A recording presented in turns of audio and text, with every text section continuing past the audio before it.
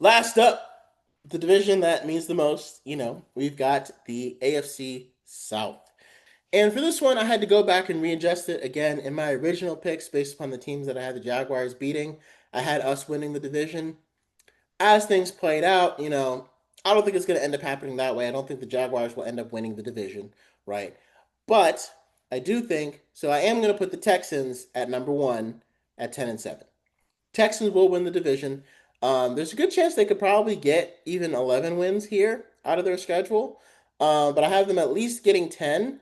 Um, and I think that's with, splitting the season with us.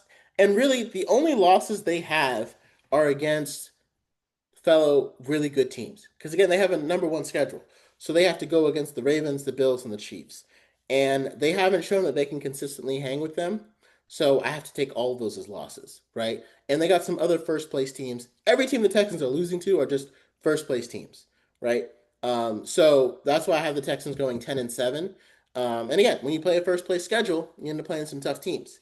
But I do think the Texans, I did pick them to beat the Chargers instead. I had them losing, but with Sean Slater, I think that the Texans will have one of the best defenses in football and one of the best pickups in fantasy football because, again, Texans, you get two matchups against the Colts and Daniel Jones and two matchups against the Titans with the rookie quarterback. So Texans are like fantasy defense heaven, right? You just got to be wary of all the tough matchups Ravens, Bills, Chiefs, Broncos, things like that. So, but in that sense, I still think the Texans are going to be a good team.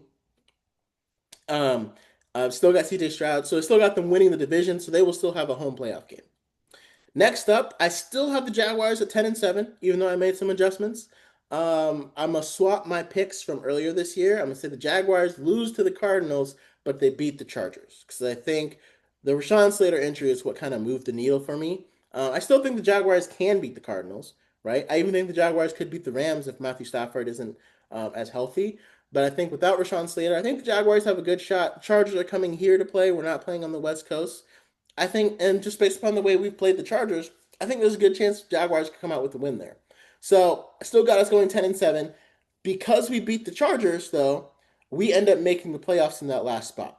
So it's going to come down to between us and as a wild card, we make that seventh seed as the wild card. So in order to make the playoffs at all, we definitely have to go 10-7. There's no doubt about that. Um, and beating the Bengals would really help because they're also would be vying for a wild card spot in this scenario.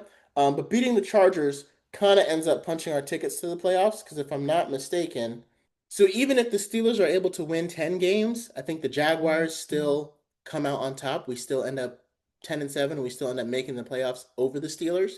And again, I think the other teams, I think you'd be hard pressed to get the Dolphins, the Patriots, even the Raiders to 10 wins, just based upon the divisions that they play in and the teams they have to face consistently. If the Raiders played in a different division, maybe I could see them getting to 10 wins, but I think it's going to be tough for them to do that.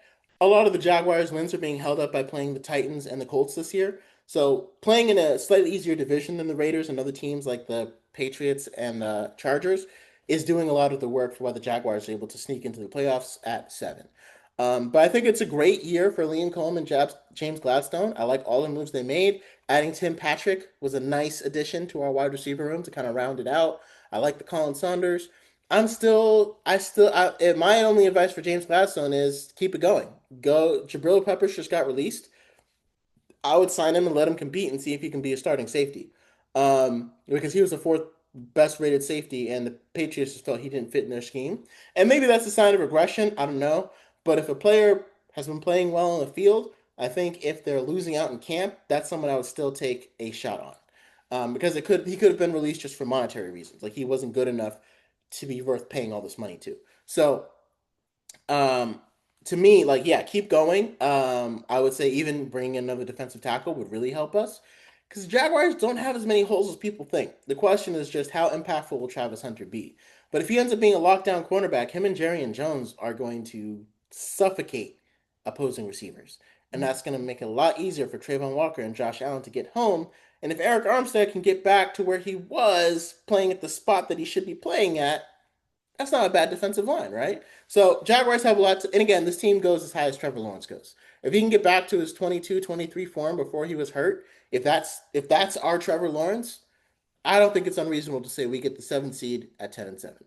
Um, Next in the division, we have the Titans going 5-12. Again, I think that's a good year for Cam Ward, and the Titans have a lot of pieces.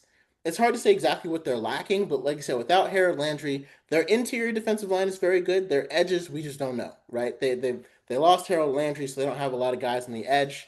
I wish we had a guy like Arden Key. That would really, really solidify the rest of the Jaguars team.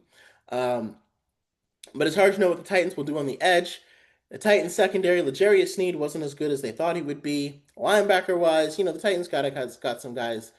The Titans might have like one or two linebackers who are pretty good. Um, and then safety wise, again, who do the Titans really have? We don't. So defensive wise, the Titans won't be that great. Um, and I think their offensive line will protect Cam Ward, and I think he'll have a good season. He'll have a solid season. Calvin Ridley's going to get a lot of targets. I think after the season, the Titans are just going to look to upgrade some of those positions around Cam Ward, and I think he'll be better, right? But just I still have them going against 5-12 because then I do think the Texans have a very good defense, will be a very good team, and it's tough to face them twice. And I don't think the Titans are on the Jaguars level yet. Again, we did sweep them last year with a backup quarterback, so I think that's kind of everything that. And again, they had Will Levis, so they'll upgrade to Cam Ward. But again, we're upgrading from Mac Jones to Trevor Lawrence. And if you don't like Trevor, you know that he's better than Mac Jones. It's just that simple. Kind of the same idea with the Colts. I got them going 4-13.